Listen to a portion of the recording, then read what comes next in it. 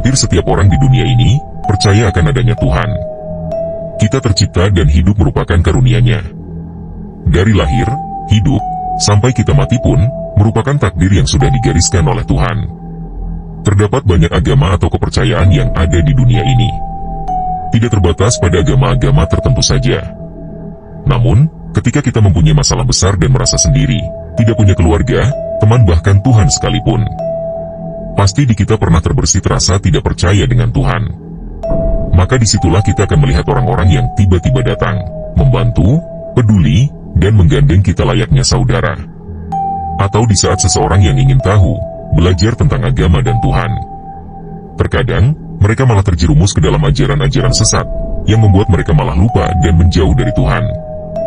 Banyak orang alim dari berbagai agama, yang mengaku mempunyai mukjizat, kekuatan, atau mengaku sebagai nabi, malaikat, bahkan menjadi Tuhan sekalipun. Mereka mempunyai atau mendapat keistimewaan, yang mereka miliki dapat digunakan untuk menolong, menyembuhkan, ataupun yang lebih gila, menghidupkan orang yang sudah meninggal. Di beberapa pelosok dunia ini, ada juga orang-orang yang pernah mengaku sebagai nabi, malaikat, atau juru selamat semua manusia. Contohnya di Indonesia adalah Lia Iden. Dia adalah wanita yang mengaku telah mendapat wahyu dari malaikat Jibril, bertugas untuk mendakwahkan sebuah aliran atau kepercayaan baru. Lia Iden mendirikan sebuah jemaat yang disebut Salamullah untuk menyebarluaskan ajarannya. Dia secara kontroversial mengaku sebagai titisan Bunda Maria.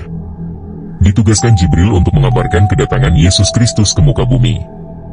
Dia juga membuatkan beberapa ramalan yang sensasional. Dalam hal serupa, juga ada sebuah kelompok atau perkumpulan yang sering disebut sebagai sekte pemuja iblis. Sekte sesat atau sekte pemujaan iblis ini merupakan suatu kelompok yang memuja iblis sebagai Tuhan. Di dalam praktiknya, sekte ini melakukan ritual-ritual khusus yang dikhususkan untuk iblis yang dipujanya. Seperti ritual berdoa dalam ruangan yang gelap, berpakaian serba hitam ataupun putih, yang melambangkan makna dari tujuan sekte tersebut. Terkadang, ritualnya juga melakukan sesuatu yang mengerikan, seperti meminum darah para anggotanya, agar bisa mempunyai ikatan satu sama lain. Ada juga yang mengatakan, dalam ritual lainnya, juga ada yang melakukan kegiatan seksual, berhubungan badan dengan yang bukan pasangan suami istri, bahkan lelaki dengan sesama lelaki atau perempuan dengan perempuan. Dikatakan, dalam perekrutan sekte ini, biasanya mendatangi orang-orang yang putus asa, mempunyai masalah yang tidak bisa diselesaikan, serta merasa tidak ada yang membantu. Dan, orang-orang yang akhirnya ragu dengan keberadaan Tuhan yang disembahnya. Mereka akan mendekati dengan cara halus, memberi perhatian, pertolongan. Apalagi pada zaman ini, yang sudah ada media sosial, setelah melakukan komunikasi, mereka biasanya akan mengiming-imingi sesuatu yang terdengar seperti hal mustahil. Seperti uang, jabatan, ketenaran, ataupun kekuasaan. Semua hal yang bersifat duniawi akan diberikan jika mau bergabung dengan sekte tersebut. Di Indonesia sendiri, kemungkinan ada banyak orang yang sudah mengaku atau diduga menjadi bagian dari sekte pemuja iblis tersebut. Contoh salah satunya adalah stand-up komedian Mongol Stress. Dia mengatakan bahwa dalam sekte yang pernah diikutinya mempunyai beberapa ritual juga, khususnya dalam penghujatan agama lain. Mendoktrin bahwa, ketika kita dalam berbagai masalah, apakah Tuhan itu ada, membantu atau mengatasi semua masalah kita? Dalam sekte tersebut, lebih memainkan keimanan seseorang yang rapuh kepada Tuhannya. Sehingga, orang tersebut akan berpikir, bahwa apakah benar Tuhan itu ada? Apakah benar Nabi, atau malaikat itu ada? Surga dan neraka memang benar atau karangan? Di saat orang bimbang, maka sekte tersebut akan mempengaruhinya, untuk beralih kepada apa yang akan disembah. Ada juga, salah satu anggota sekte sesat gereja setan. Dalam sekte ini cara perekrutan anggotanya, dengan memilih korban yang kuat ibadahnya. Di saat imannya sedang rapuh, goyah, maka ajaran tersebut akan masuk, dan mencuci otaknya, dengan berbagai iming-iming yang menguntungkan. Dalam kondisi tidak punya teman, dijauhi keluarga, tidak mempunyai uang, dan merasa ditinggalkan Tuhan. Orang tersebut akan mudah terkena doktrin atau ajaran-ajaran ini. Biasanya, sekte ini memberi kemewahan berupa uang berlimpah, ketenaran yang megah, atau bahkan kekuasaan yang besar. Ada yang mengatakan, sekte gereja setan ini beranggotakan dari berbagai kalangan.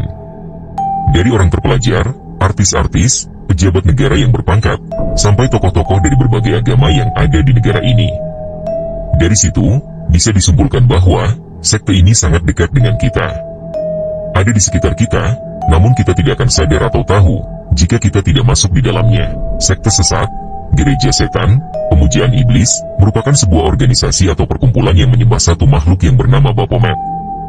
Makhluk tersebut hanya inisial yang paling umum disebutkan di dunia. Masih banyak sebutan yang lainnya, tergantung di mana tempatnya. Namun, intinya sama, tetap mereka adalah iblis. Baphomet merupakan sosok yang disembah atau dipuja oleh kalangan satanis. Sosok ini dianggap seperti Tuhan bagi penganutnya. Namun, berbeda dari penganut agama lainnya. Dalam kelompok ajaran yang menyembah Baphomet, pasti melakukan ritual-ritual yang mengerikan, atau ada yang sadis juga seperti cerita di atas. Banyak konspirasi yang mengatakan, para artis, pejabat, atau tokoh dunia yang populer saat ini, mereka bisa meraup popularitas dan kesuksesan berkat melakukan perjanjian atau pemujaan kepada iblis. Karir mereka akan melejit, mencapai impian mereka. Namun, dalam jangka waktu tertentu, apa yang akan mereka miliki akan lenyap seketika dengan mudahnya. Karena, hal tersebut memiliki jangka waktu tertentu. Makanya, banyak hal yang berhubungan dengan satanis atau pemujaan iblis di luar sana. Karena, diketahui dari beberapa simbol-simbol yang mengarahkan kepada pemujaan iblis, seperti simbol pentagram, patung iblis berkepala kambing, atau banyak lainnya. Hal tersebut sangat sulit untuk dideteksi atau dibuktikan secara gamblang. Karena, sulit untuk dipercaya dengan akal sehat. Sebagai manusia yang beriman, maka banyak hal yang bisa kita lakukan agar terhindar dari hal yang berbau dengan satabis tersebut. Kita harus lebih mendekatkan diri pada Tuhan kita masing-masing. Beribadah dengan rutin dan kusyuk. Berkumpul dengan orang-orang alim dari agama kita masing-masing. Karena, hal tersebutlah yang membuat kita agar tetap yakin bahwa Tuhan memang benar ada, dan selalu ada bersama kita. Jika kita tidak mendekatkan diri dengan cara tersebut, maka, kita akan mudah bimbang. Di mana keimanan kita goyah, maka banyak hal negatif akan mudah masuk, membuat kita lupa. Atau bahkan, bisa berbuat sesuatu hal yang di luar kendali atau akal sehat sebagai manusia. Setiap agama pasti mengajarkan kebaikan. Setiap ajaran pasti menuntun pada pengetahuan. Maka, pilihlah pengetahuan atau ajaran yang baik untuk menjaga diri kita dari hal-hal negatif atau hal yang merugikan kita.